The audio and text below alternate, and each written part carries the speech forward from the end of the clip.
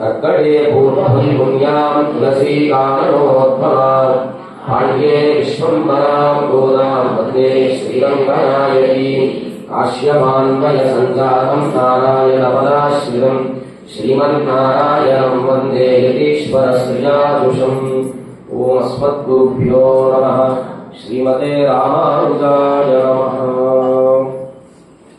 అందరం కూడా ఒకసారి 12 మంది ఆళ్వార్లు స్మరించి ఈ పాశురం యొక్క తాత్పర్యాన్ని తెలుసుకుందాం. పొయ్గై ఆళ్వార్, పూదత్తాళ్వార్, ఆళ్వార్, తిరుముడిశయాళ్వార్, நம்மாழ்வார், மதுரகவி ஆழ்வார், குலசேகராழ்வார், பெரியாழ்வார், ஆண்டாள், தொண்டரடிப்பொடி ஆழ்வார், திருப்பானாழ்வார், திருமங்கையாழ்வார். ஜெய் శ్రీరామ్. ఆళ్వార్ ఎమ్మెల్మానార్ జీయర్ తిరువడిగలే శరణం. ఈ తిరుప్పావై వ్రతంలో భాగంగా మనం ఇవాళ 17వ పాశురానికి చేరుకున్నాము. నిన్నటి రోజున ఎవరిని మొదలుకెళ్ళారు? వీళ్ళందరూ కూడా భవన పాలకుల్ని, ద్వారపాలకుల్ని మేల్కొల్పి వారి యొక్క అనుమతి తీసుకున్న తర్వాత లోపల ఉండేటువంటి నందగోపుని ఆశ్రయిస్తారు ఇవాటి రోజున. అంటే మనం ఆలయానికి వచ్చినప్పుడు కూడా నేరుగా స్వామిని దర్శించకుండా ముందుగా ద్వారపాలకులు, అంటే ఈ చుట్టూ ఆలయాలు దర్శించి చివరిలో ఇక భగవంతుడి యొక్క ఆలయానికి వచ్చినప్పుడు ముందుగా ఇక్కడ బయట ఉండేటువంటి చండ ప్రచండులు అంటారన్నమాట. వారిని దర్శించి వారి అనుగ్రహాన్ని పొందిన తర్వాత లోపల స్వామి దర్శించాలని చెప్పి గోదాదేవి చెప్తుంది. అంటే ఇవాటి యొక్క పాశురం ఎన్నో పాశురం? 17. అంటే 1, 7 కలిపితే ఎంత? 8. అష్టాక్షరి మంత్రం యొక్క వైభవం, ఆ మంత్రం ఎట్లా స్వీకరించాలి, ఆ స్వీకరించే విధానం ఎటువంటిది, అది అర్థం తెలిస్తే మనకి ఏం ఫలితం వస్తుందో తెలిపేటువంటి ఈ పాశురం ఈ 17వ పాశురం. నమ్మాళ్వార్లు తిరువాయిముడి అనేటువంటి సామవేద సాగరాన్ని అనుగ్రహించారు. ఏమిటది ప్రబంధం?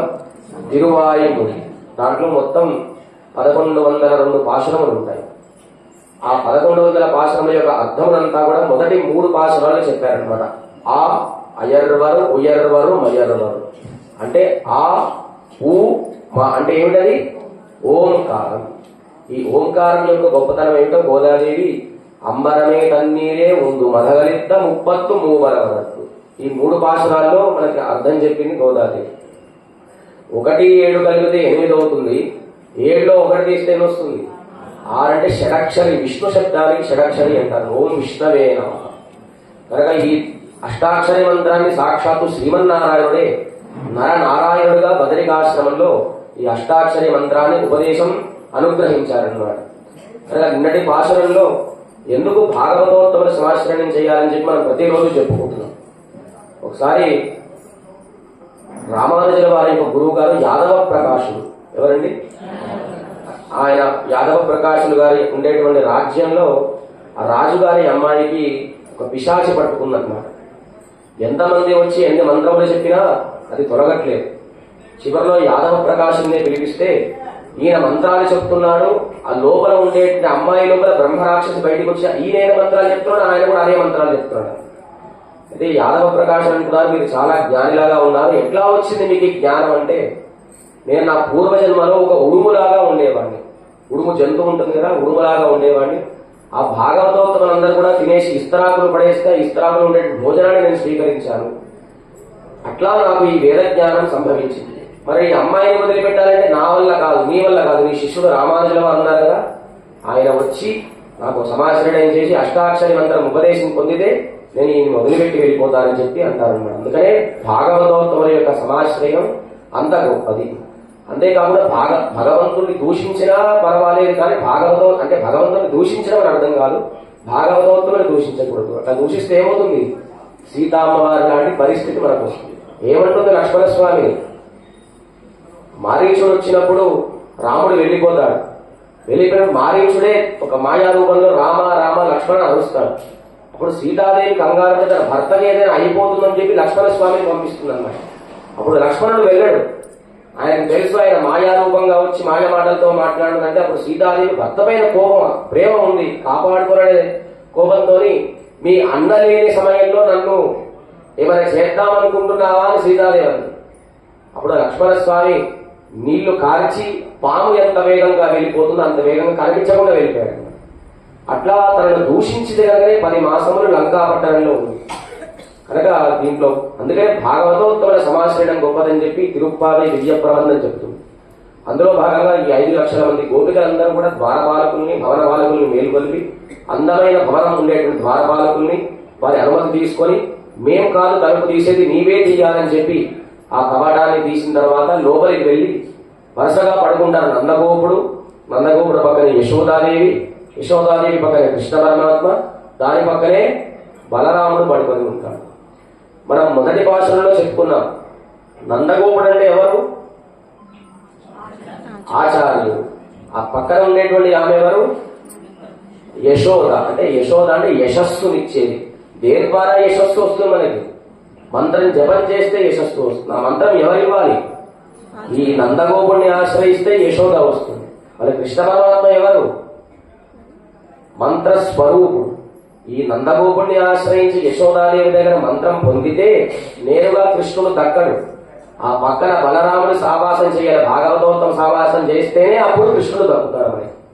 కనుక ఇవాటి రోజున నందగోపుడిని మేలుకొలిపి తర్వాత యశోదాదేవిని కీర్తించి ఆ పక్కన ఉండేటువంటి బలరాముని కూడా కీర్తిస్తారు. అంబరమే తన్నీరే శోరే హరం శయ్యం అంటే వీళ్ళందరూ కూడా వచ్చి నందగోపాన్ని మేల్కొలుపుతున్నారు. స్వామి, అంబరమే అంటే వస్త్రములను, తన్నీరంటే నీటిని, షోరే అంటే అన్నాన్ని బాగా దానం చేసేవాడా అని అంటున్నారు. ఇక్కడ అన్నమును, వస్త్రమును, నీటిని అనట్లేదు. అంబరమే, తన్నీరే, షోరే అంటే వచ్చేవాళ్ళు 100 మంది కానీ 1000 మంది కానీ వాళ్ళకి ఇస్తూనే ఉంటున్నారు అన్నమాట. అందుకని ఏ అని పెట్టారు. వచ్చేవాడు ఎంతవారైనా సరే కాదనకుండా దానం ఇచ్చేవాడు నందగోపుడు. కనుక దానం ఇచ్చేవాడు కూడా ఎట్లా ఉండాలంటే ఇవాళ నేను దానం ఇస్తే నాకేదో ఫలం వస్తుందని దానం ఇవ్వకూడదు. వీడికి దానం ఇస్తే నా ఐశ్వర్యం పోతుందని చెప్పి దానం ఇవ్వకూడదు. కనుక దానం చేసేవాడు గుణం ఎట్లా ఉండాలి? దాతృత్వం ఉండాలి, ప్రియ భక్తృత్వం ఉండాలి, ధీరత్వం ఉండాలి, ఉచితజ్ఞత అంటే దాతృత్వం అంటే దానం చేసేటువంటి గుణం ఉండాలి. దానం చేసినప్పుడు ప్రేమతో చేయాలి. తర్వాత చేసినప్పుడు ధీరత్వం, ధైర్యంగా దానం చేయాలి అని చెప్పి ఇవాళ గోపిక వీళ్ళందరూ కూడా ఏమంటున్నారు? అంబరమే అంటే వస్త్రములను, నీటిని, అన్నాన్ని బాగా దానం చేసేవాడా అని అంటున్నారు అన్నమాట. వీళ్ళకి ఎట్లా తెలిసింది నందగోపుడు దానం చేస్తాడని చెప్పి? కృష్ణుడి ద్వారా తెలిసిందన్నమాట వీరికి. ఆ నందగోపుడు వస్త్రాల్ని బాగా దానం చేస్తాడని చెప్పి ఎట్లా తెలిసింది? కృష్ణుడి ద్వారా గోపికలకు తెలిసింది. అయితే సాధారణంగా ఈ నందగోపుడు ఏం చేసేవాడంటే వస్త్రములు ఇచ్చినా, అన్నం పెట్టినా, ఏది చేసినా కృష్ణుడి చేతికి తాగిచ్చి ఇచ్చేవాడు అనమాట. చూడండి, మన ఇంటికి కూడా ఎవరైనా వచ్చారనుకోండి, మనం బియ్యం వేయం, మన చేతులు పెద్దగా ఉంటాయి కాబట్టి. అదే చిన్నపిల్లల చేతులు ఇస్తే వాడి చెయ్యి ఇంతనే ఉంటుంది కనుక వాళ్ళ చేతి ఇప్పిస్తామని అది అర్థం కాదు. కానీ వారికి పుణ్యం దక్కాలని చెప్పి వారి చేతి ఇప్పించేవాడు నందగోపుడు. అయితే మరి ఇదే నందగోపుడి లాంటి దాతృత్వమే కృష్ణుడు కూడా వచ్చింది. ఆయన వస్త్రాలు దానం చేసేవాడు. ఎక్కడ దానం చేశాడు ఆయన వస్త్రం? ఎవరికి దానం చేశాడు వస్త్రం? ఆయన ద్రౌపదికి వస్త్రదానం చేశాడు. అసలు ద్రౌపదికి వస్త్రదానం ఎందుకు చేయాల్సి వస్తుంది కృష్ణ పరమాత్మ? ఎందుకంటే ఒకసారి పాండవులు, ద్రౌపది, కృష్ణుడు ఒక నదిలో స్నానం చేస్తున్నారు. ఎవరెవరు? పాండవులు, కృష్ణుడు, ద్రౌపది వీళ్ళందరూ కూడా ఒక నదిలో స్నానం చేస్తుంటే పాండవులు బయటకు వచ్చేశారు, ద్రౌపదీదేవి బయటకు వచ్చింది. వచ్చిన తర్వాత ఆ సరస్సులో ఉండే పెద్ద చేప కృష్ణుడి యొక్క పంచ లాగేసింది అనమాట. ఈయన బయటికి రావట్లేదు, వీళ్ళు రమ్మంటున్నారు, ఆయన రావట్లేదు. అప్పుడు ద్రౌపది తన పైట కొంగుని ఇస్తుంది కృష్ణ పరమాత్మని. అప్పుడు కృష్ణుడికి పైట కొంగు ఇచ్చింది కనుకనే ఈయన తనలా వస్త్రాలు ఇచ్చి కాపాడే కృష్ణుడు ద్రౌపదిని. అంతేకాకుండా తన చిన్నతనంలో ద్రౌపదికి వశిష్ఠ మహామునికి చెప్తాడనమాట, ఒకనొక సమయంలో నీకు పెద్ద ఆపద కలుగుతుంది, కలిగినప్పుడు సాక్షాత్ శ్రీమన్నారాయణే వచ్చి నేను కాపాడుతాడు అని చెప్పి వశిష్ఠ మహాముని ఆ ద్రౌపదికి చెప్తాడు. అట్లా ఆ మహాభారత దాంట్లో దుశ్శాసనుడు ఏం చేస్తాడు? ఈ ద్రౌపది దాసి కనుక వస్త్రాలు లాగుతాడన్నమాట. అయితే అక్కడ దుశ్శాసనుడికి ఒకటి ఫలించింది, ఒకటి ఫలించలేదు. ఆయన లక్ష్యం ఏంటి? వస్త్రాలు తీసేయాలి. ఇంకొకటి ఏంటి? ఆమె వివస్త్రాలుగా ఉంటే అందరూ చూసి నవ్వాలి. అవునా కాదు? వస్త్రాలు తీస్తే అందరూ చూడాలి, అందరూ కూడా నవ్వాలి అని వివస్త్రాలుగా ఉన్నప్పుడు. అయితే దుశ్శాసనుడు లాగుతున్నాడు, లాగి చేతులు అలిసిపోయాయి. ఒక్కసారి ఆమె గోవింద అనేసరికి కృష్ణుడు ఎక్కడో ఉన్న కృష్ణుడు వస్త్రాలు పంపించాడన్నమాట. ఎటువంటి వస్త్రాలు అంటే మంచి మంచి అందమైన డిజైన్తో ఉన్న వస్త్రాలు, మంచి మంచి మగ్గం వర్క్ చేసిన వస్త్రాలు పంపించాడు కృష్ణుడు. సాధారణంగా స్త్రీలకి చీరలు అంటే బాగా ఇష్టం కనుక ఈ పైన ఉండే ఈ చుట్టూ కౌరవ సభలో ఉండేటువంటి స్త్రీలందరూ కూడా ఏం చేశారు, మంచి మంచి చీరలు వస్తున్నాయని చెప్పి వాళ్ళ ఇంట్లో చీరలని బయటపడేశారు అన్నమాట. ఆ కబోర్డ్స్ లో ఉండే చీరలని తీసి వాళ్ళ ఒంటి పైన చీరలు ఇప్పేసి ఆ చీరలు కట్టుకున్నారు. కట్టుకున్న తర్వాత లాగి లాగి లాగి దుశ్శాసనుడు కింద పడిపోయాడు. చివరికి ఎంత లాగిన తర్వాత అయితే వాళ్ళ ఇంట్లో వస్త్రాలని పడేశారు, వాళ్ళ ఒంటి మీద వస్త్రాలని పడేశారు. వారి దరిద్రం ఏంటో కానీ అదే రోజు ఆర్ఎస్ బ్రదర్స్ చంద్ర బ్రదర్స్ బంద్ చేసి ఉన్నాయి. అయితే లాగేసేసరికి ఏమన్నాడు కృష్ణ పరమాత్మ, వాళ్ళు ఒంటి పైన ఏదైతే వస్త్రాలు అది కూడా లాగేసుకున్నాడు. అప్పుడు ఏమైతే ద్రౌపది నగ్నంగా లేదు, మిగతా చుట్టూ ఉండే భార్యలందరూ కూడా నగ్నంగా అయిపోయారు. అంటే దీంతో కృష్ణ పరమాత్మ ఏం చెప్తాడంటే, భగవంతుడి యొక్క ద్రవ్యాన్ని దుర్వినియోగం చేసిన, బ్రాహ్మణోత్తముడి యొక్క ద్రవ్యాన్ని దుర్వినియోగం చేసిన విషం తాగినవాడు ఒకే రోజు చస్తాడు. అట్లా భగవంతుడి బ్రాహ్మణోత్తముడి యొక్క ద్రవ్యాన్ని దుర్వినియోగం చేసిన వాడు పిల్లలు, మన ముత్తాతలు, తాతలు అందరూ నశిస్తారని చెప్పి కృష్ణుడు అంటాడు. కనుక వస్త్రములే కాదు, మన మంగళసూత్రాలు కూడా లాగేస్తున్నాడు కృష్ణుడు. అప్పుడు ఏం చేశాడు, ద్రోణాచార్యుడు భీష్ముడు అందరూ కూడా తలపాగా ఇచ్చారన్నమాట కట్టుకోమని చెప్పి. ఇక్కడ ఇందాక ఏం చెప్పుకున్నాం, దుశ్శాసనుడు ఏం కోరాడు, వస్త్రాలు అపహరణం చేస్తే నవ్వాలి, ఎట్లా నగ్నంగా నవ్వాలి. ఆయన కింద పడిపోతే చుట్టూ ఉండేటువంటి వాళ్ళందరూ నవ్వారంట. ఎట్లా, ఈ పళ్ళు బయటకు వచ్చేలాగా నవ్వారంట, ఈ పళ్ళు నగ్నంలాగా కనిపించేగా నవ్వారన్నమాట. ఒకటి ఫలించింది, ఒకటి ఫలించలేదు. కనుక ఆ విధముగా కృష్ణ పరమాత్మ వస్త్రములు దానం చేశాడని చెప్పి అంబరమే అని చెప్పి వస్త్రములు దానం చేసిన వాడని కీర్తిస్తున్నాను. అంతేకాకుండా దానం చేసినప్పుడు ఎట్లా దానం చేయాలి అంటే, తనకి ఏమీ లేనప్పుడు ఏ విధంగా దానం చేశాడో ఉన్నప్పుడు ఆ విధంగా దానం చేయకూడదు. అయితే ఒక మహర్షి ఒక ఆయన దగ్గరికి వచ్చాడనమాట. వచ్చినప్పుడు ఆయన ఏం చేశాడంటే, ఆయన ఇంట్లో ప్రతిరోజు ఒక కాకి వచ్చి పొట్లకాయ ఒక విత్తనాలు వేసినప్పుడు ఆయన ఏం చేశాడు, అదే అమ్ముకొని జీవనాన్ని సాగేవాడు. పొట్లకాయలు బాగా రోజు కొన్ని క్వింటాలు పొట్లకాయలు కూస్తున్నాయి, అమ్మాడు. బాగా ఐశ్వర్యవంతుడు ఇచ్చాడు. తనకు ఉన్న దానిలో కాకుండా అందరికీ వచ్చిన వాళ్ళందరికీ వద్దనకుండా పొట్లకాయలు ఇచ్చేవాడు అన్నమాట, దానం చేసేవాడు. సరే, ఈయన ఎంతైతే దానం చేస్తున్నాడో అంతకంటే తగ్గిపోతున్నాడు. ఎందుకంటే వచ్చిన పొట్లకాయలు అమ్మిన డబ్బులతోని ఒక 4 ఎకరాల భూమి కొన్నాడు అనమాట. భూమి దాంట్లో మళ్ళీ పొట్లకాయలు వేశాడు. ఈయన భూమి కొన్న తర్వాత దరిద్రుడు అయిపోయాడు. మళ్ళీ ఆ మహర్షి వచ్చాడు. వచ్చినప్పుడు ఈ పొట్లకాయలు వేసిన వాడు అంటాడు, అంతకు ఇంత అయితే ఇంతకు ఎంత, ఏమంటాడు, అంతకు ఇంత అయితే ఇంతకు ఎంత, ఈయనంటే ఇంతకు ఇంతే అంటాడు. నీకు ఏమీ లేనప్పుడు పొట్లకాయలు దానం ఇచ్చావు, నీకు ఐశ్వర్యం వచ్చింది. మళ్ళీ 4 ఎకరాలు భూమి కొన్నావు, ఇంతకంటే ఎక్కువ ఐశ్వర్యం వస్తే మళ్ళా నువ్వు పొట్లకాయలు దానం ఇస్తే నీకు ఇంతకు ఇంతే ఉంటుంది చెప్తాడు అన్నమాట. కనుక ఇంకా ఐశ్వర్యం వస్తే ఏం చేయాలి, దానికి మించి దానం చేయాలి. కనుక ఆ విధముగా దానం ఏ విధంగా దాతృత్వంతో చేయాలని చెప్పి ఆ నందగోపుడు కూడా అంతే దానం చేసేవాడు. అంతేకాకుండా నలుడు అనేటువంటి ఒక ఆయన ఉండేవాడు. ఆయన ఎంత గొప్పవాడంటే కల్పవృక్షం కంటే గొప్పవాడు. కల్పవృక్షం ఏం చేస్తుంది, ఏం చేస్తుంది చెప్పండి, ఏది కోరితే అది ఇస్తుంది. ఇక్కడ ఎక్కడ దొరకదు, ప్రయత్నం చేయకండి, అది ఇంద్రలోకంలో ఉంది. ఈయన కల్పవృక్షం కంటే గొప్పవాడు అనమాట.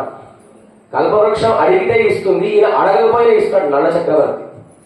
ఆ నలుడి దగ్గరికి ఒక ఆయన వస్తాడనమాట, మిక్కిలి దరిద్రుడు, దారిద్ర్యాన్ని అనుభవించేవాడు.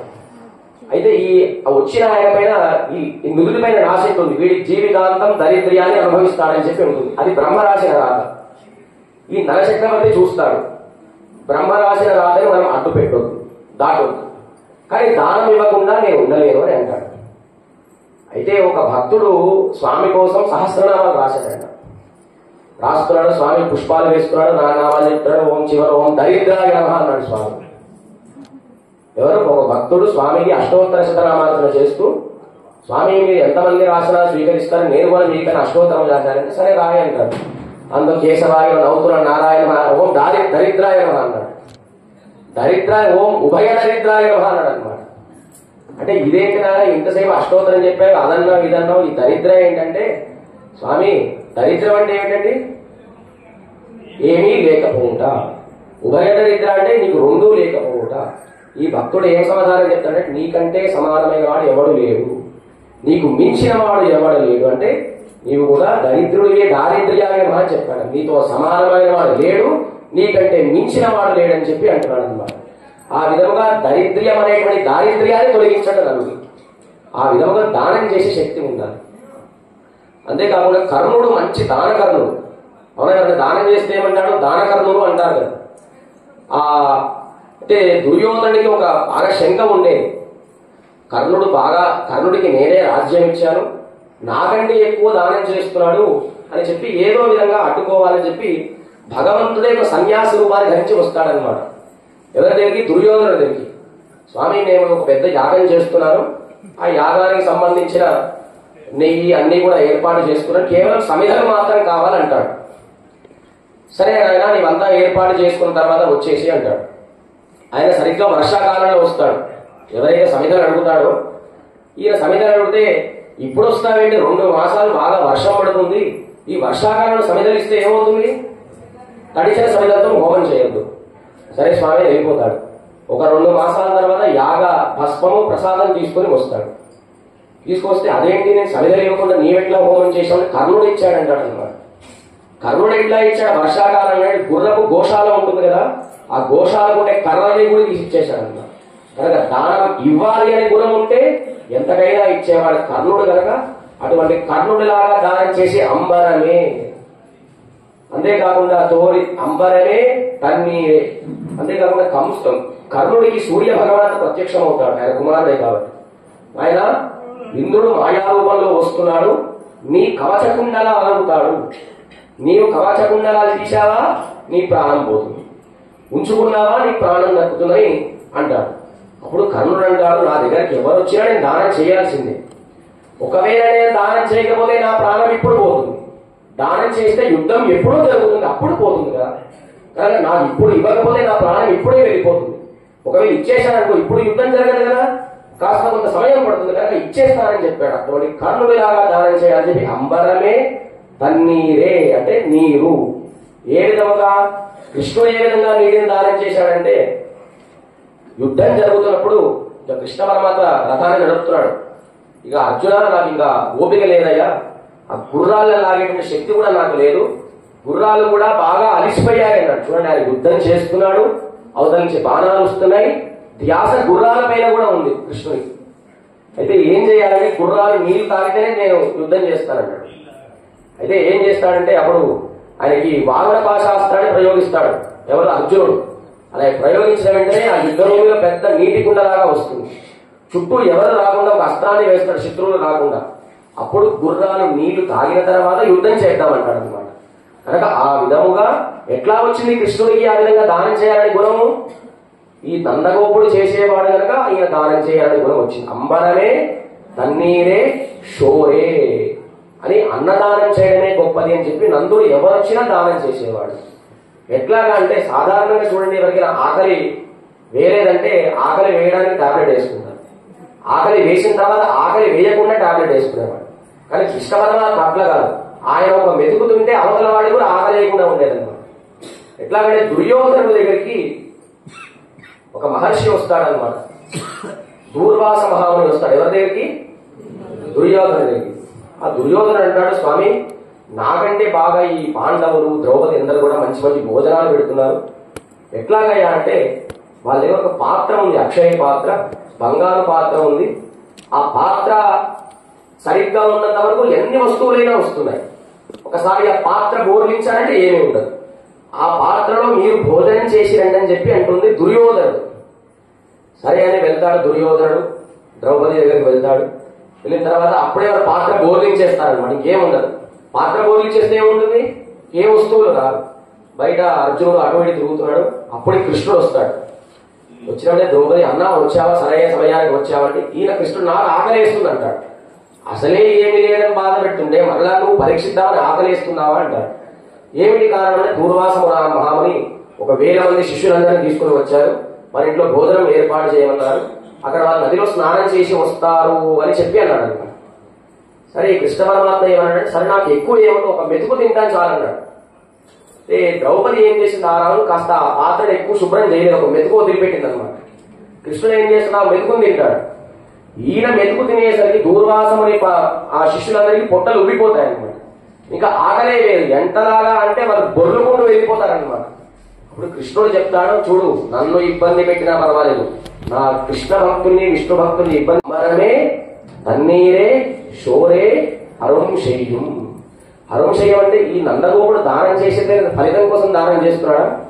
సాధారణంగా మనం సాలగ్రామ దానము, ఆధారము చేసి సహకుటుంబానం క్షేమ స్థైర్య ధైర్యం అని చెప్తాం కదా.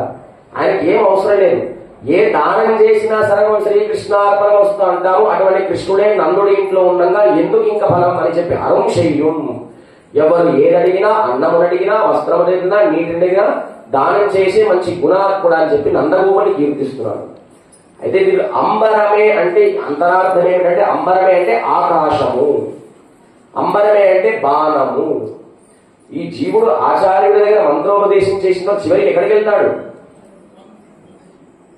చివరిలో తన శరీరాన్ని వదిలిపెట్టిన ఎక్కడికి వెళ్తాడు? పరమపదానికి వెళ్తాడు. ఆ పరమపదం ఎక్కడ ఉంటుంది? ఆకాశం పైన ఉంటుంది.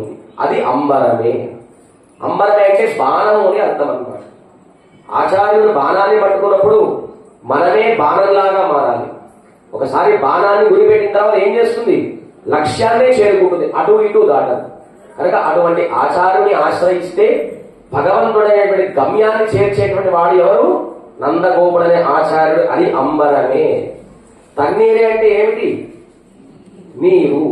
నీరు అంటే ఇక్కడ అంతరార్థం నీరు ఏమిటంటే, ఈ జీవుడు శరీరాన్ని వదిలిపెట్టిన తర్వాత ఆ లోపల పరమపదానికి వెళ్ళాలంటే బయట విరజా నదిలో స్నానం చేయాలి.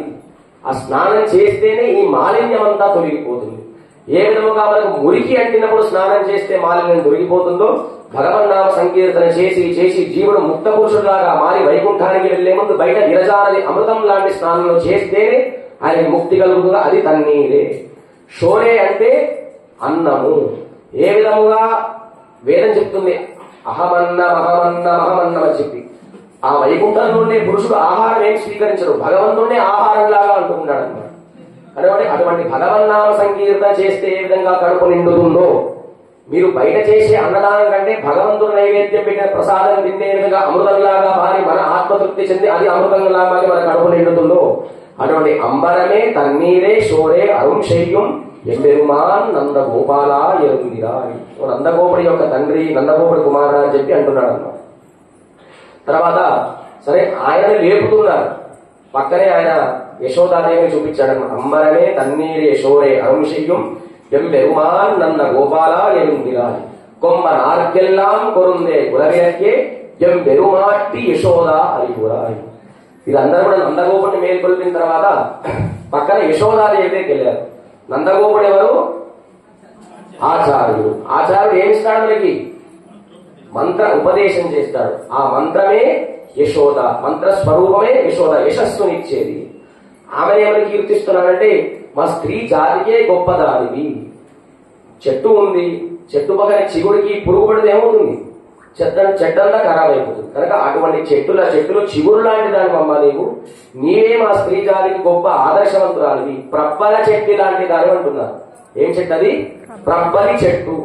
ఆ చెట్టు యొక్క గొప్పతనం ఏమిటంటే, కాళిదాసు రఘువంశ కావ్యంలో చెప్తాడు. రఘుమహారాజు యుద్ధానికి వెళ్ళినప్పుడు అవతల మహారాజులందరూ కూడా ఈ ప్రబ్బలి చెట్టును అడ్డు పెట్టేవారు అనమాట. అంటే ఈ యువతల వారు అవతల వారికి కాకుండా అడ్డు పెట్టేవారు అనమాట. అంతేకాకుండా సాధారణంగా ఈ నదీ ప్రాంతంలో ప్రవహించే ప్రాంతంలో ఒడ్డుకు చెట్లు ఉంటాయి, అవునా కాదు? ఎంత ప్రవాహం వచ్చినా దాటుకుంటూ వెళ్ళిపోతాయి. కానీ ఈ ప్రబ్బలి చెట్టు ఎటువంటిదంటే, ఒక్కసారి అది కిందికి నీటి ప్రవాహం వస్తే ఇక మునుగుతుందన్నమాట. మునుగుతే నీటి ప్రవాహాన్ని ఆపేస్తుంది. కాస్త నీటి ప్రవాహం తగ్గాలంటే ఇది ప్రబ్బలి చెట్టు పైకి లేవాలి. ఈ యశోదాది ఎటువంటిది? ప్రబ్బలి చెట్టు లాంటిది, అంటే మంత్రము లాంటిది. ఈ మంత్రం ఎవరికి వంగుతుంది? భగవంతుడికి వంగుతుంది. ఎప్పుడు లేస్తుంది? ఆచార్యుల దగ్గర మన సమాచరణం చేస్తే అప్పుడు లేస్తుంది. కనుక ఇది ప్రబ్బలి చెట్టు లాంటి యశోదాదేవి అంటున్నారు అన్నమాట. యశస్సునిచ్చేది, మనలో కీర్తిని పెంచేది, మనలో తేజస్సును పెంచేది యశోద అని అంటున్నారు అన్నమాట. ఆ తర్వాత పక్కనే కృష్ణుని ప్రార్థిస్తున్నారు. కొమ్మ నార్కెల్లాం కురుందే కులవిలక్కే ఎం వెరుమాట్టి యశోదా అరిగురాయ్ అంబడ మూడరత్తు ఓంగి ఉడగరంద ఉమ్మర్ కోమానే ఉరంగా నిరుందిరాయ్. మనం తర్వాత మొదటి 3వ పాసురంలో చెప్పుకున్నాం. గోదాదేవి వామనావతారాన్ని ఏ పాసురంలో కీర్తించింది? 3వ పాసురంలో. ఈ పాసురంలో అంబర ఓంగి ఉలగడం, ఆ ఓంగి ఉలగలంద పాసురంలో ఈ ఓంగి ఉలగల దాంట్లో తర్వాత అందింపులగమనందాయి మంగళాశాసనం చేసే దాంట్లో 3 మార్లు ఎవరిని కీర్తిస్తుంది? వామనావతారాన్ని కీర్తిస్తుంది.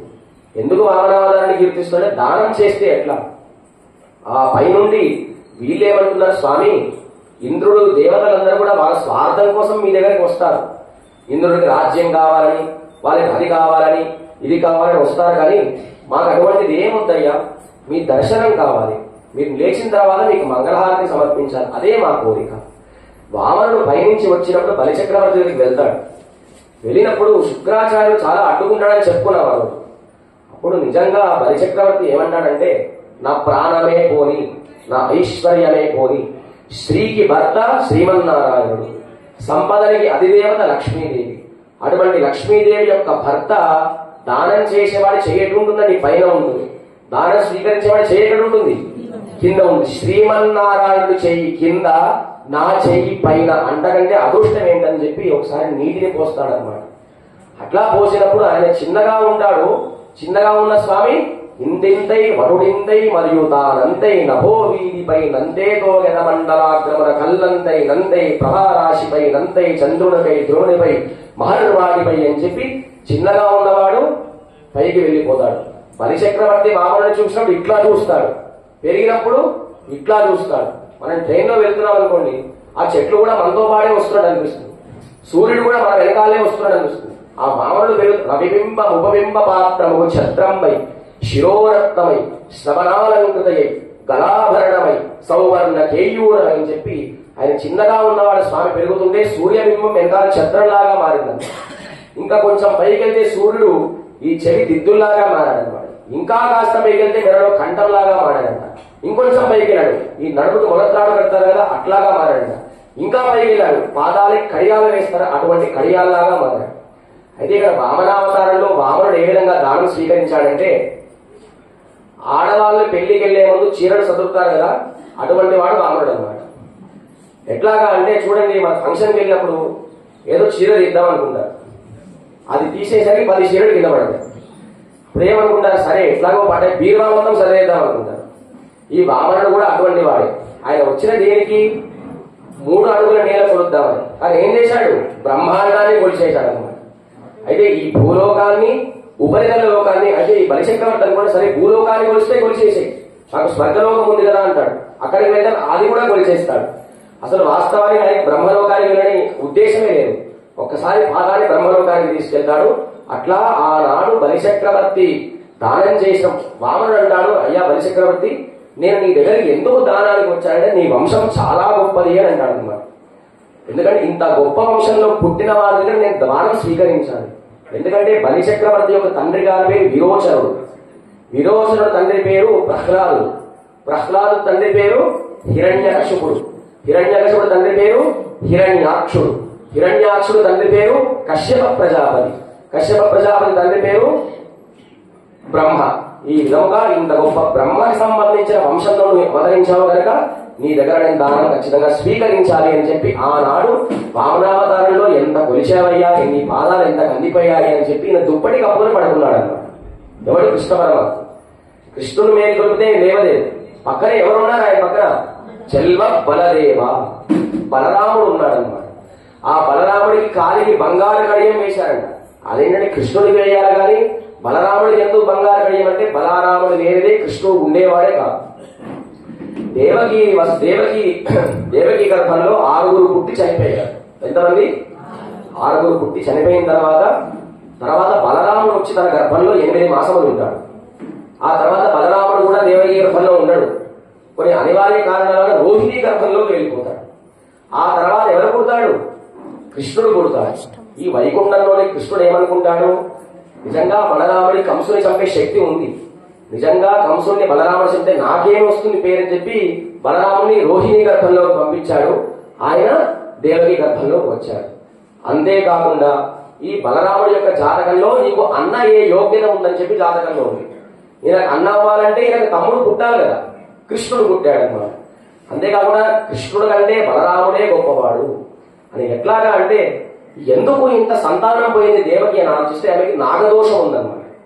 గర్భంలో నాగదోషం తొలగాలంటే ఆదిశేషుడు రావాలి, గర్భశుద్ధి చేయాలి, ఆ తర్వాత కృష్ణుడు పుట్టాలి. ఆయన కృష్ణుడు ఎవరి మీద పడుకుంటాడు? ఆదిశేషుడు మీద పడుకుంటాడు. కనుక ఆయన పడుకోవాలంటే ముందు ఎవరు రావాలి కడుపులోకి? ఆదిశేషుడు అంశం బలరాముడు రావాలి. వస్తే ఆయన పడుకొని బయటికి వస్తాడు. చూడండి, అసలు ఇంతకుముందు 6 చనిపోయారు కదా, వాళ్ళకి కంసుడికి ఎటువంటి సంబంధమే లేదు. కానీ వారిని చంపేశాడు. చంపాలి చంపాలి చంపాలి కృష్ణుడు 120 సంవత్సరాలు బతికాడు అన్నమాట. కనుక అంతకంటే కృష్ణుడి యొక్క ప్రాణాన్ని నిలబెట్టిన వాడెవరు? బలరాముడు. అందుకే నీకు బంగారు కడియం. ఎప్పుడైనా కృష్ణుడు అడవికి వెళ్ళినప్పుడు వాళ్ళ మిత్రులు అనేవారు, మీ అమ్మగారికి మీ పైన నమ్మకం లేదయ్యా, ఎప్పుడు బలరాముడిని పంపిస్తుంది అని చెప్పి అంటాడు. బలరాముడు లేని సమయంలో ఏం చేశాడు? ఈయన కాళీయ పరిమాదిత్య శ్రీ పదాంబుజాయం, పాముతో నాడాడు అన్నమాట. అసలు ఎందుకు గర్భంలో ఆదిశేషుడు వచ్చాడే మళ్ళీ ఒకసారి రామాయణానికి వెళ్తాం. దశరథ చక్రవర్తి రాముడికి పట్టాభిషేకం చేద్దాం అనుకున్నాడు. కొంత పెద్దలు ఏం చేస్తారంటే రాముడికి ఇష్టం లేదు ఆ సమయంలో అంటాడు. ఎవరికి ఇష్టం లేదు? మరి ఎప్పుడు స్వీకరించారు పట్టాభిషేకాన్ని? 14 సంవత్సరాల తర్వాత. ఎందుకు 14 సంవత్సరాలు స్వీకరించాడంటే ఆయన పట్టాభిషేకం చేసే ముందు దశరథ చక్రవర్తి రాముడిని సీతామామని శ్రీరంగానికి పంపిస్తారనమాట. అక్కడ రంగనాథ స్వామి దగ్గర జపం చేసి దర్శనం చేసుకుని రా అంటే ఈయన నాకు వద్దని చెప్పి కోరుకుంటాడు రంగనాథుడి దగ్గర. ఎందుకు వద్దంటే దశరథ చక్రవర్తి ఎంతమంది భార్యలు? 350 మంది భార్యలు, 353 భార్యలు, 60,000 సంవత్సరాలు సింహాసనం మీద కూర్చున్నాడు. అయితే ఒక రాజు ఒక సింహాసనాన్ని అధిష్ఠానించాలంటే ఆసనం శుద్ధిగా ఉండాలి, ఆ సింహాసనం శుద్ధిగా ఉండాలి, తను తాగే మంచినీరు తానే ఉండాలన్నమాట. ఇప్పుడు 60,000 సంవత్సరాల పరిపాలించిన సింహాసనానికి దశరథ చక్రవర్తి వాసనే ఉంటుంది కదా. కనుక రాముడు కూడా అనిపించింది అనమాట, మా తండ్రి గారికి 353 భార్యలు ఉన్నారు కదా, నేను కూడా సింహాసనం మీద కూర్చుంటే అంతమంది భార్యలు వస్తారేమో, సీతాదేవికి నేను వాగ్దానం చేశాను ఏకపతి వ్రతుడు అని చెప్పి. కనుక ఇప్పుడు స్వీకరించను. అది శుద్ధి జరగాలి కదా, అది శుద్ధి జరిగితేనే ఆయన కూర్చుంటాడు కనుక. మరి శుద్ధి ఎట్లా జరిగింది? దానికి ఎట్లా జరిగింది? పాదుకలు వచ్చి కూర్చున్నాయి. ఆ పాదుకలు ఎవరు? సాక్షాత్తు ఆదిశేషుడు వచ్చి పాదుకల రూపంలో ఆ సింహాసనం మీద కూర్చున్నాడు కనుక ఆ సింహాసనం శుద్ధి జరిగిన తర్వాత రాముడు పట్టాభిషేకం స్వీకరించి ఆ సింహాసనం పైన ఏ విధంగా కూర్చున్నాడు. కృష్ణుడు కూడా ఈ గర్భంలో రావడానికి ఆదిశేషుడు అవతారంగా బలరాముడు లోపలికి వచ్చి తర్వాత కృష్ణ పరమాత్మ బయటికి వచ్చాడు. అంతేకాకుండా ఈ రాముడు ఎప్పుడు కూడా కొరత ఉండేదన్నమాట. తన సొంత తల్లి కొడుకు కాకపోయినా సుమిత్ర కొడుకు నాతో వచ్చాడే, ఎప్పుడు ఊరికైనా కాళ్ళు నొక్కుతుంటాడు, అదంటాడు ఇదంటాడు, ఈయన రుణం ఎట్లా తీర్చుకోవాలి అని కృష్ణావతారంలో రాముడే తమ్ముడిలాగా కృష్ణుడిలాగా పుట్టాడు, లక్ష్మణుడు బలరాముడుగా పుట్టాడు. కనుక కృష్ణుడి యొక్క పాదాల చేత కూడా బలరాముడు కాళ్ళు నొక్కించుకున్నాడు. కానీ బలరాముడికి తెలుసు ఈయన సాక్షాత్తు దేవుడే అని చెప్పి. కానీ ఎట్లా నొక్కించుకున్నాడు? బాగా ఆట ఆడి ఒక చెట్టు కింద అలసిపోయినప్పుడు కృష్ణుడు ఏం చేసేవాడంటే బలరాముడి యొక్క పాదాలు తీసుకొని ఒళ్ళో పెట్టుకుని నొక్కుతుండేవాడు అనమాట. రాముడి యొక్క కోరిక ఈ తనంలో తీరింది. కనుక అటువంటి భగవద్భక్తుల చేత భాగవతోత్తముల చేత కూడా కృష్ణుడు కాలు నొక్కించుకున్నాడు. కనుక ఈయన కాలికి ఏముంది? బంగారు కడియం ఉంది. అంతేకాకుండా కృష్ణుడు ఎవరింటికి వెళ్ళినా దొంగతనం చేసేవాడు. అప్పుడే ఆ గోకులంలో ఎవరు అమ్మాయికి పెళ్ళైంది, కొత్తగా కోడలిగా వచ్చిందనమాట. ఆమెకు తెలియదు కృష్ణుడు ఎవరు. ఈయన సరిగ్గా ఆమె తలుపు వేసింది, ఈయన దొంగతనానికి వెళ్ళాడు అనమాట. వెళ్ళినప్పుడు ఏంటి నేను తలుపు వేశానని తలుపు తీసిందే అని అనుకుంటాడు. చివరిలో ఆమె వచ్చి పట్టుకుంటుంది. ఈయన ఊ అని ఏడుస్తాడు. ఏడవరా ఆయన, నేను వచ్చిందా కొత్తగా వచ్చాను, ఈ పిల్లల్ని ఇబ్బంది పెట్టానంటే మా అత్తగారు నాకు మీకు విమానం మోగిస్తుంది, ఏడవ అసలు నువ్వెవరు అంటాడు. నేనా అండి కృష్ణుడు అని పేరు చెప్తే ఆల్రెడీ ఆమె చెప్పే ఉంటాడు, పలానా కృష్ణుడు మన దొంగగా ఎప్పుడు వెన్న దొంగతనానికి వస్తాడు అని చెప్పి, ఏదో అండి దారి తప్పి మా ఇల్లు అనుకొని వచ్చాను అని అంటాడు అనమాట. మీ ఇంట్లో వెన్న ఎక్కడుందో నీకు తెలుసా? మరి మా ఇంట్లో వెన్న ఎక్కడో నీకు తెలియదా? సరిగ్గా నేను ఎక్కడ వెన్న పెట్టాను అక్కడికి వెళ్ళాను అంటాడు. అప్పుడు నీవెవరంటే నేను బలరాముడి తమ్ముడండి అని చెప్తాడు అనమాట. ఎందుకంటే ఊర్లో బలరాముడికి మంచి పేరు ఉంది కనుక, అన్నకు మంచి పేరు ఉంటే తమ్ముడికి కూడా మంచి పేరు వదిలేస్తుంది అనమాట. కనుక అందుకు బలరాముడు గొప్పవాడు. చెల్వ బలదేవ ఉంబియం నీ ఉరంగేలో రంబావా అని చెప్పి ఇంద్రుడికి ఏ విధంగా నీవు రాజ్యాన్ని కట్టించావు అటువంటి మాకేమొద్దు, ఒకసారి ఏ స్వామి నీ యొక్క పాదాల వరకు మేము మంగళాశాసనం చేస్తామని చెప్పి ఆనాడు రామనావతారంలో ఏ విధంగా ఈ లోకానంతా కొలిచామో అటువంటి కందిపైన పాదములకు మేము హారతి ఇస్తామని చెప్పి ఇవాళ రోజున ఆచార్యుని నందగోపుణ్ణి ఆచార్యుల ద్వారా మంత్రాన్ని స్వీకరించాలని యశోదాదేవిని, ఆ మంత్రాన్ని స్వీకరించాలని మంత్రం యొక్క అర్థము తెలియాలి కదా, ఆ మంత్రం యొక్క అర్థము తెలియాలంటే బలరాముడి. ఈ అష్టాక్షరి యొక్క మంత్ర అర్థం తెలుసుకున్న ఆళ్వార్లలో ఎవరంటే తిరుమంగయ్య ఆళ్వార్. మనం గురువుని ఆశ్రయించి మంత్రాన్ని పొందుతాం, కానీ అటువంటి గురువుని మంత్రం ఇచ్చే శ్రీమన్నారాయణ దగ్గర ఆయన ఏ విధంగా మంత్రం పొందాడు? ఒక శూలాన్ని చూపించి పొందాడు. భగవంతుడు వచ్చి మంత్రం అంతా పొందామని మంత్రం యొక్క అర్థం ఏమిటి అంటే, ఈ అష్టాక్షరి మంత్రం యొక్క అర్థం ఏమిటంటే భగవంతుని ఆశ్రయించాలి, భగవద్ భక్తుల్ని కూడా ఆశ్రయించాలని చెప్పి గొప్ప మంత్ర అర్థాన్ని చెప్పిన వాడు తిరుమంగయ్య ఆళ్వార్. కనుక మనం ఈ పాశురంలో అష్టాక్షరి మంత్రం యొక్క వైభవం ఏమిటి, ఆచార్యుల ద్వారా మంత్రం పొందాలి, మంత్రం ద్వారా భాగవతోట్టును సేవించాలి, తద్వారా భగవంతుని ఆశ్రయించాలని చెప్పి గోదాదేవి ఈ పాశురంలో మనకు అనుగ్రహించిందన్నమాట. ఈ పాశురంలో ఉండేటువంటి స్వామి దివ్యదేశం కాళిచ్చి రామవిన్నగరం. ఏమిటండి? కాళిచ్చి రామవిన్నగరం. దాన్నే తాడాలన్ అని కూడా అంటారనమాట. ఒకసారి అందరూ కూడా నమస్కారం చేస్తూ చెప్పండి. ఇవాళ దివ్యదేశంలో స్వామి ఎటువంటి వాడంటే, మనకి 3వ పాశురంలో ఏం దివ్యక్షేత్రం అది? తిరుక్కోవలూరు. అక్కడ వామన స్వామి, ఇక్కడ కూడా వామన స్వామి. ఆ 3వ పాశురంలో వామనుడు కుడి పాదంతో పైలోకాలు కొలిచాడు. ఈ దివ్యక్షేత్రంలో ఉండే స్వామి ఎడమ పాదం పైకి పెడతాడు, ఎడమ పాదంతో లోకాలను కొలిచినట్టు పైకి ఎత్తాడు. అక్కడ 3వ పాశురంలో ఓంగివలందరూ వామనుడు కుడి పాదాన్ని పైకి పెడతాడు. ఈ దివ్యక్షేత్రంలో ఏ పాదం? ఎడమ పాదం పైకి పెట్టి లోకాలంతా కొలిచినట్టుగా చూపిస్తాడనమాట. అందరూ నమస్కారం చేస్తూ చెప్పండి. ఓం శ్రీరామ విన్నగర వాసాయ లోకనాయకీ సమేతాయ త్రివిక్రమ నారాయణాయ నమః. ఓం శ్రీరామ విన్నగర వాసాయ లోకనాయకీ సమేతాయ త్రివిక్రమ నారాయణాయ నమః. జై శ్రీరామ్. ఒక చిన్న విషయం, గోదాదేవి చేతిలో చిలుక ఎందుకు ఉంటుందండి? ఎవరికైనా ఆ సంశయం కలిగిందా ఎప్పుడైనా? ఎందుకు చిలుకనే కాకిని పట్టుకోవచ్చు కదా, ఎందుకు గోదాదేవి చేతిలో చిలుక పట్టుకుందంటే, సాధారణంగా పూర్వకాలంలో ఉత్తరాలు పంపించాలంటే ఎవరిని పంపించేవారు? పావురాలను ఎవరినో పంపించేవారు. అయితే గోదాదేవి రంగనాథుని కోగిలని పంపించింది అనమాట. ఈ కోగిలను కనుక వెళ్ళి నా యొక్క భగవద్భక్తే రంగనాథుడు చెప్తే చిలకనిస్తానని చెప్తుంది అనమాట. అందుకని గోదాదేవి చేతిలో చిలకలు పట్టుకుంటుంది. కనుక మనకి ప్రతి సంవత్సరం తిరుపతి నుంచి శేషమాల వస్తుంది స్వామి. ఈ సంవత్సరం మన స్వామికి గోదాదేవి ఎవరిలో ఐక్యమైపోతుంది?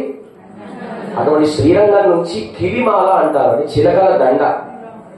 కనుక మీ యొక్క ప్రేమని భగవంతుడు కూడా సమర్పించాలని ఆ దండను సమర్పిస్తే ఆయన సంతోషిస్తాడు. కనుక దానికి కాస్త మనం యథోక్త శక్తి కైంకర్యం చేయాలి. ఆ చిలకల మాల ఏం చేస్తారంటే రంగనాథ స్వామికి అక్కడే అల్లి ఆ రంగనాథ స్వామి ఉత్సవమూర్తులకేసి మనకు పంపిస్తారనమాట. కనుక మనకి గోదాదేవికి రంగనాథ స్వామికి లోపల రాముల వారికి 3 దండలు తెప్పించాలని సంకల్పం.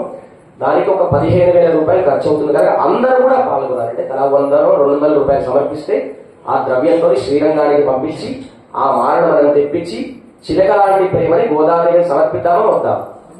ఏంటండి వద్దంటారు, బంగారం అంటారు, అదంటారు అనుకోకండి. అందరి కైంకర్యం అంబరమే తన్నీరే షోరే అంటే దానం చేస్తే ఆ దాన ఫలంగా ఉద్దుతంగా మంచి దాతృత్వంతో దానం చేయాలి. ఇవాళ పాశురం రోజునే అందుకనే చెప్పాను. కనుక అందరూ కూడా ఎవరైతే ఇస్తారో పేరు దయాగిరెడ్డి గారు ఉంటారు, 100-200 యథాశక్తిగా సమర్పించినట్లయితే ఆ దండల్ని మంగళాశాసన పాశురానికో కూడారికో ఇతర విశేష పాశురాలకు తెప్పించే ప్రయత్నం చేస్తాం. జై శ్రీరామ్. వస్త్రము, నీరు, అన్నము, ఇది బాహ్యమైన పదము. అంబరమే అంటే వస్త్రం అంటే ఈ శరీరానికి ఒక వస్త్రం ధరించాలి, ఇది బాహ్యమైనటువంటిది. లోపల ఆత్మకు కూడా ఒక వస్త్రం ధరించాలంటే ఎవరు ఇవ్వాలి? ఆచార్యుడు ఇవ్వాలి, అది అంబరమే. తన్నీరే అంటే నీరు, నీరు తాగుతాము, నీరు లేకపోతే అన్నం లేకపోయినా ఉంటాం కానీ నీరు లేకపోతే ప్రాణం నిలబడదు. అటువంటి నీరు దేంట్లో మునగాలి? అందరం కూడా విరజా నది అనేటువంటి వైకుంఠానికి ఉన్నటువంటి నదిలో మునగాలి. అది ఎవరి ద్వారా వస్తుంది? ఆచార్య సమాశ్రయం చేసి అష్టాక్షరి మంత్రాన్ని పొందితే జపం చేస్తే వస్తుంది. తర్వాత అంబరమే తన్నీరే షోరే. షోరే అంటే అన్నమును భుజించాలి. ఆ అన్నమే పరమాత్మ.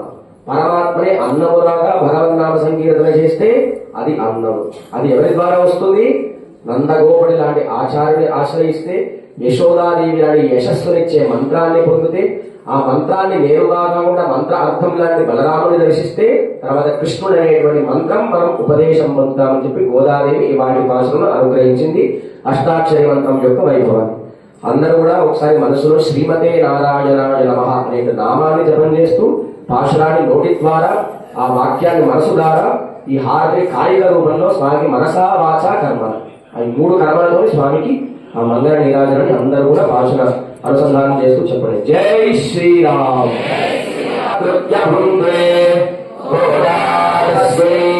ఇదమిదం భూయేవాస్తు భూయః కర్కటే పూర్వఫల్గుణ్యాం తులసీకాననోద్భవాం పాండే విశ్వంబరాం గోదాం వందే శ్రీరంగనాయకీం.